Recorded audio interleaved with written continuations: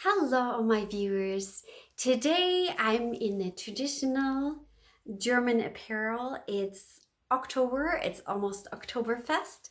So I'm just wearing a traditional German dress. It's called a dirndl. And I want to talk to you about um, there's two questions. People ask me all the time, well, when you do so much sports, why don't you have a six pack?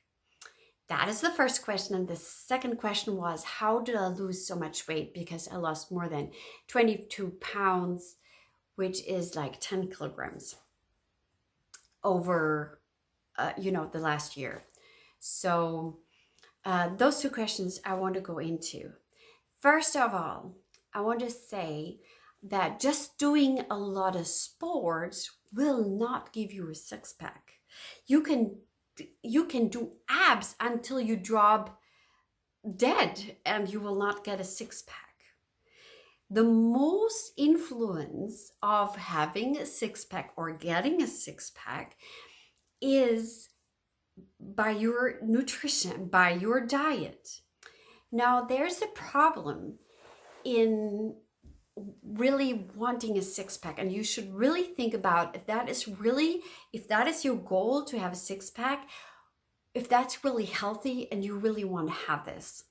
Because especially for women, this is especially important for women to know. To be able to have a six pack, you need to have very low body fat percentage. It has to be super, super low. So let's take a look at this.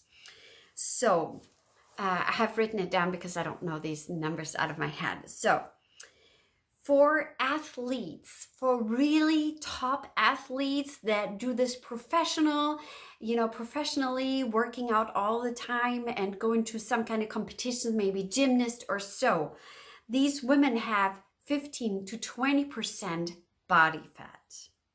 And remember, the body fat percentages is a lot higher in women because because we are actually born to give birth to children than it is in men. So top athletes have 15 to 20% body fat. A very fit woman who's, everyday life, but really, really being fit, has 21 to 24% body fat. And it is still considered very healthy and acceptable to have 25 to 32% body fat. That's normal. That's totally, totally normal. That will not give you the six pack though. What will you give you the six pack is if you have 16 to 19% body fat. The lower, the better, the more the six pack will show. Let's get back. 16 to 19% body fat for women. Top athletes, the really like the ones that do this for a living have between 15 and 20% body fat. Now that means you would need to be trained like super crazy and eat super crazy like some of these top athletes to be able to have a six pack. And these women do this professionally. It is their job. Maybe like a ballerina, she needs to like really have low body fat percentage and she needs to be lean and she hardly eats. But these body fat percentages of top athletes bring also oftentimes a lot of health issues because these women, for example, have a lot of problems with irregular periods. It's when the body fat percentage is so low, there is a fertility problem where women cannot perceive children anymore because their body fat is so low that the body can't provide for another human to carry. And also it's really not healthy. So basically, for women to have a six pack is not really healthy. And also, even if you work to have a six pack, our body as a woman especially changes so much because during our period we have like water that is more sitting into our body, that the six pack then will not show as much. So there's really this contradictive problem of why would you want to strive to have a six pack, which is actually not a healthy thing. Now, I know there's different types of body, of course. Like, for example, I have one of my sons. He had a six pack when he was already 3 years old. And his body structures is just super, super muscly. I mean, he already had a six pack when he was 3 years old. I couldn't believe it. But that's just his body type as well. He's just really, really, really muscular and really low fat. But that's his body type.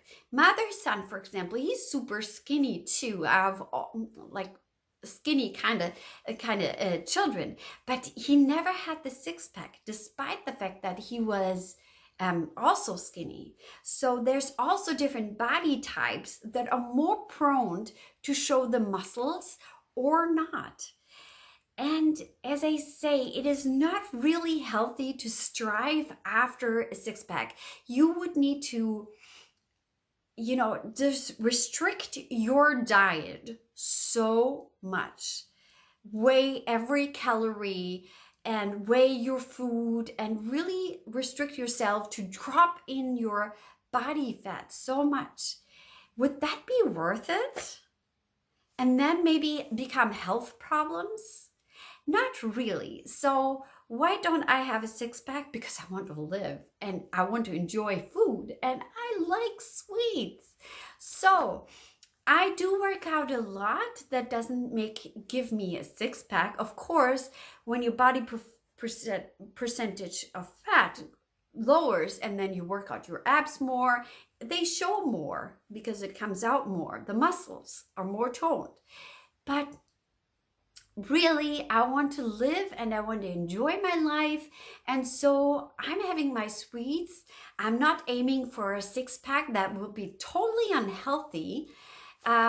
So, I want to have a flat stomach. I don't want to have a lot of fat hanging around, but I want to have a healthy body and I want to enjoy my life. And so I want to inspire you as well. Please enjoy your life, enjoy food, enjoy, everyday life. So I did lose 10 kilograms or 22 pounds. And I did this by I kind of a little bit started, first of all, reading how many calories there were really on the labels of food. And then I was tracking, I wasn't weighing my food. I was like estimating of, okay, this is about 100 grams or so. And then I would like track my food to see, first of all, to get into the habit of seeing, when I just eat on a regular day, what is my calorie intake and how much calories do I burn? Because of course, that's like a thing to know. If you burn less than you take in, that means there's a problem and you're gonna gain more fat and you're gonna get bigger and gain weight. And I'm a vegetarian eating a lot of vegan stuff, and some of these, like meatless things like meatless burgers, they have tons of calories. It's even crazy. So to get to know, really, I wanted to see and track how much am I actually taking in. And I was actually sometimes really surprised when I read the labels how much calories different things had. Like a pizza in one setting has like between 900 and 1,300 calories. That is crazy. And then I was always thinking of, is that calories worth eating? So for example, I would have my birthday and I love pizza. So let's have a pizza. It's worth it for my birthday as a special treat. But to eat pizza every day and to have in one meal, more than 900 calories, that is not a good thing. I am burning, to give you an example, I burn um, about 1,600, 1,700 calories. Now, if I eat with one setting already 900 calories, that is quite a lot.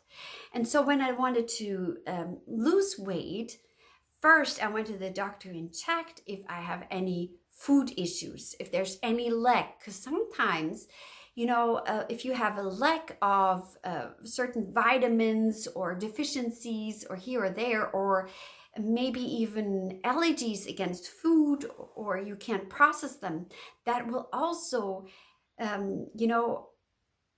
hinder you from losing weight. Also, the hormone levels can be messed up sometimes, and there's different reasons why you're not losing weight. But when you have checked it up, and for example, I got to know I'm lactose intolerant and had vitamin D sufficiency really bad. So, I could take care of that and help that and integrate that into my new nutritional diet. And I wanted to eat really well. So I had to see that my calories intake was always lower than what I burned to be able to lose weight.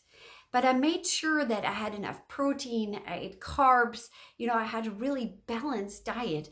And I added a sweet also because I didn't want to crave all day. I had one little sweet a day. And I always, when you start weighing things and counting a little bit the calories, you think, is it really worth it? You ask the question, is it worth it for that instant gratification? And then later on, you might regret having eaten so much. So, one little piece of candy, one little piece of gummy bears, I counted like 10 gummy bears. So I ate those 10 gummy bears, and then I was proud because I still stayed in my calorie, balance. And so this is how I lost weight. I just tracked a little bit of what I was eating, how much calories there were. I checked with a doctor if there is, a lack somewhere, something that is hindering me from losing weight. And then very slowly, I started losing the weight. It wasn't from one week to another. It was actually a process of yet, after a while, it started really going and there was a ripple effect. It actually took me a while until I really started losing weight, but then it really hit off. And it took me, I think, 3/4 a year to a year to lose all the weight that I wanted to. And now I adjusted my diet to be balanced out between what I burn and what I take in. And I actually have to watch now that I'm taking in enough calories because a lot of times I'm still under, even though I eat well. So only the beginning is really hard and it feels like, oh, I can't eat this and that. And then it gets easy. It really does. And you can lose weight. But you want to stay really in a healthy state and a healthy balance of, also body fat percentage that can cause you health problems if you drop too low. And that's really not worth it. So I hope you found this video interesting. I hope you enjoyed it. And I see you next time. Have a blessed day.